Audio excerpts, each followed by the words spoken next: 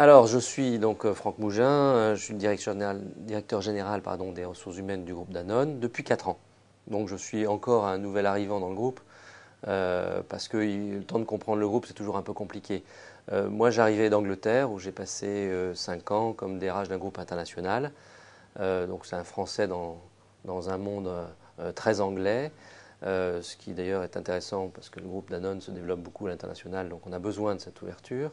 Et puis j'ai fait toute ma carrière dans la fonction ressources humaines, dans différents métiers de la fonction.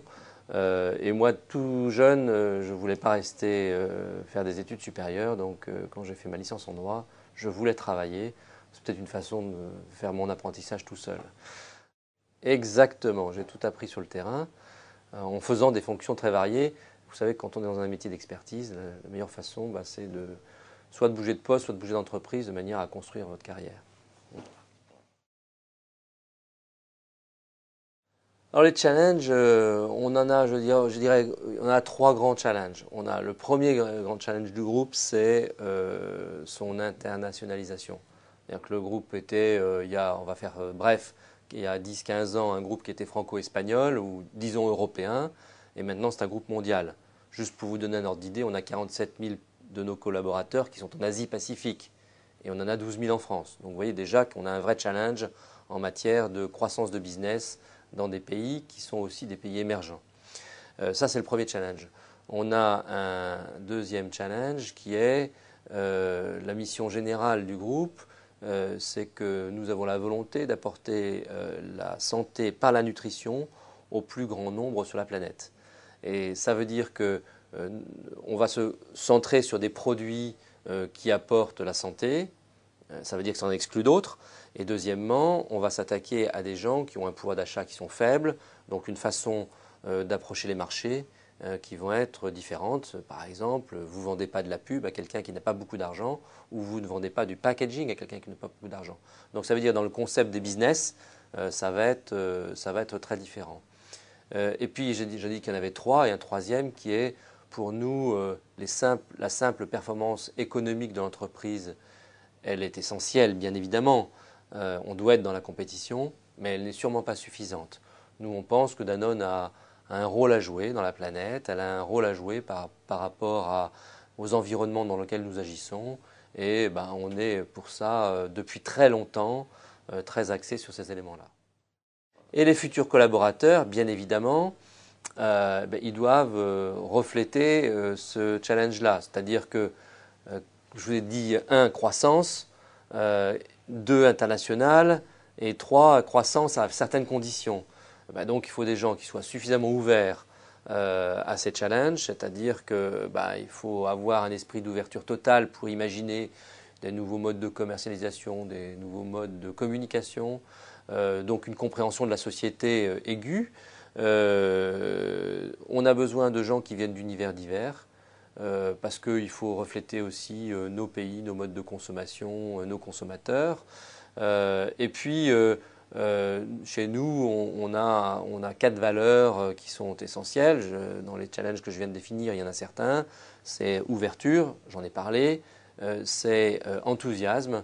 Parce que dans le groupe, c'est un truc sympa. Quand on vient travailler dans le groupe Danone, on est surpris. Mais ça vit énormément, le poids hiérarchique est faible, tout de suite vous avez des responsabilités et si vous n'avez pas l'envie, l'enthousiasme, ça ne marche pas. La proximité, on a un petit siège, donc le pouvoir chez nous est proche du terrain, donc les initiatives sont locales avant d'être centrales, donc il faut aimer le sens des responsabilités. Puis il y a une 4e valeur qui est essentielle, qui est humanisme. Pour nous, le facteur humain est à prendre en compte, est essentiel. Et on doit constamment rechercher l'équilibre entre l'économique et le social. Ça nous rapproche du projet d'Antoine Riboud il y a quelque temps. La politique d'apprentissage, elle n'est pas nouvelle dans le groupe. En 93, moi j'étais pas dans le groupe, mais Antoine Riboud avait dit à tous ses sites, je veux 2% d'apprentis dans tous les sites du groupe. Et donc déjà depuis longtemps, c'est ancré dans les habitudes de la maison. C'est-à-dire que, parce que ça ne s'improvise pas une politique d'apprentissage. Ce n'est pas simplement en disant je veux faire de l'apprentissage. Parce que derrière, il faut un état d'esprit, il faut des gens volontaires, et chez nous c'est le cas, qui vont être les tuteurs de ces apprentis. Ces tuteurs, ils sont formés. Nous, on veut des apprentis qui aient des résultats. Donc, on est exigeant sur le taux de réussite aux examens. Donc, vous voyez, tout ça, c'est un système.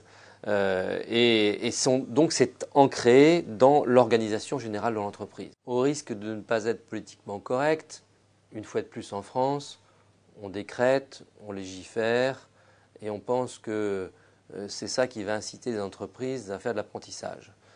À mon avis, ce n'est que mon avis, ce n'est pas la bonne méthode. Parce que, comme je l'ai dit précédemment, il faut tout un système. Ce n'est pas en 2 ans que vous allez être à 3% d'apprentis dans une entreprise qui n'en faisait jamais. En revanche, je pense que l'initiative de M. Lachmann, qui est une incitation forte, qui a fait prendre conscience, qui a demandé aux gens à s'engager sur la base d'un volontariat, on a vu que ça avait réveillé certaines choses. Chez nous, ça n'a pas changé grand-chose puisqu'on était déjà dans cet état d'esprit. Simplement, ça légitime encore plus ce que nous faisons déjà depuis longtemps. Oui, on passera même au-delà de 3%. On passera vraisemblablement à 4%. Donc vous voyez que les limites valent par entreprise et pas une limite globale ne veut pas dire grand-chose. Pourquoi? Parce que nous, on est un groupe industriel. Danone, ce n'est pas que du marketing des marques et des produits sur l'étagère des consommateurs. Derrière, il y a beaucoup d'usines. On est dans un schéma qui va être un schéma qui, en termes d'emploi, dans des pays matures où on n'aura pas la possibilité de gagner des parts de marché, va être un peu difficile. Et donc, l'équilibre, la balance des emplois va être un peu difficile à assurer pour nous dans les, on va dire, 10 ans qui viennent.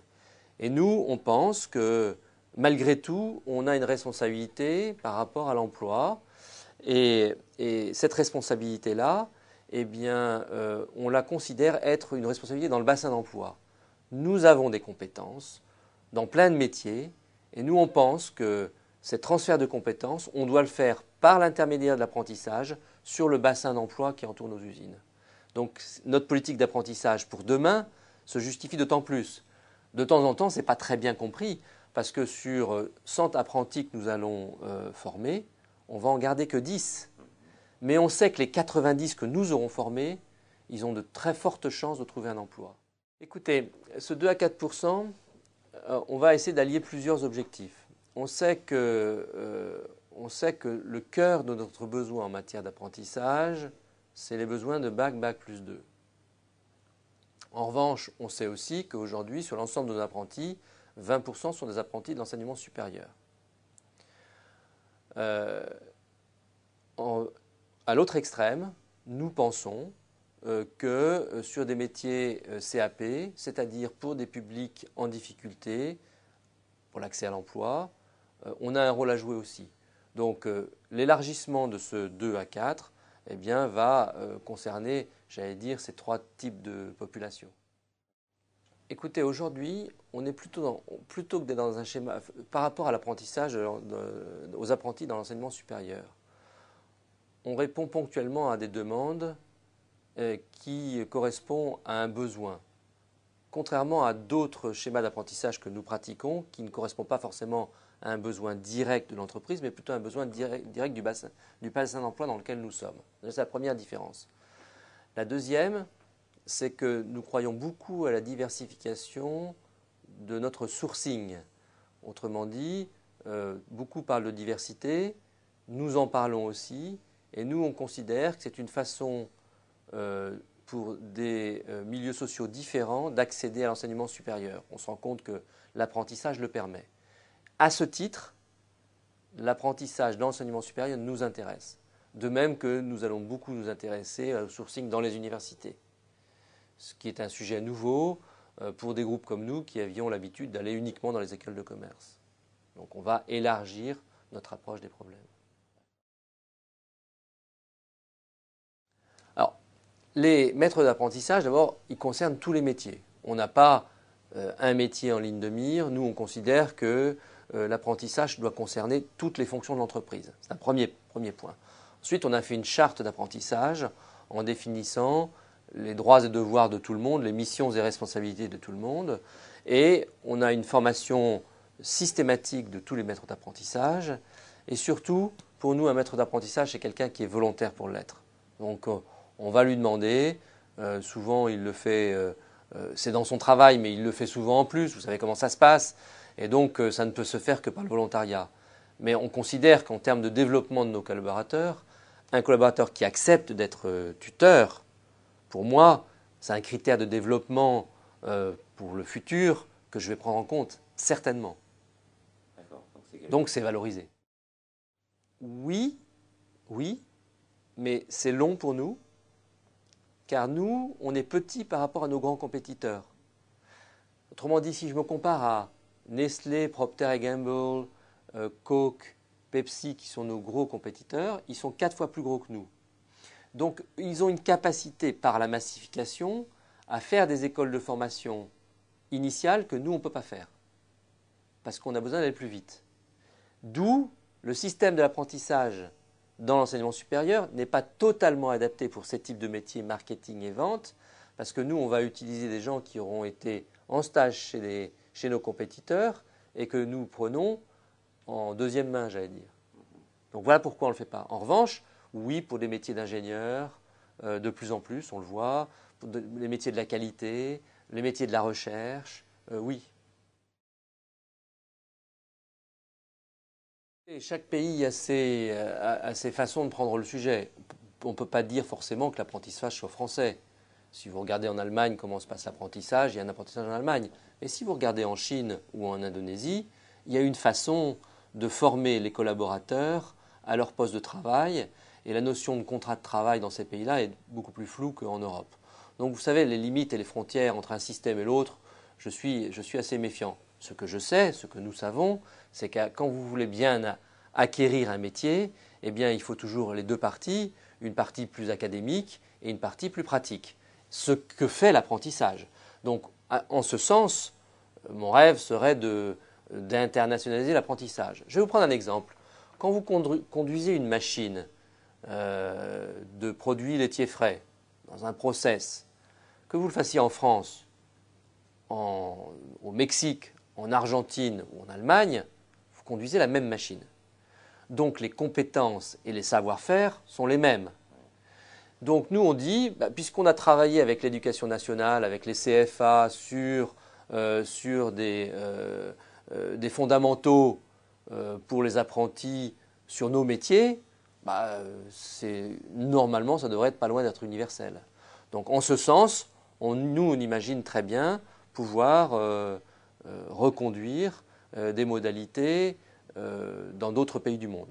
Après, il y a les structures même de la législation, la façon dont c'est organisé. Alors là, après, chaque pays fait différemment.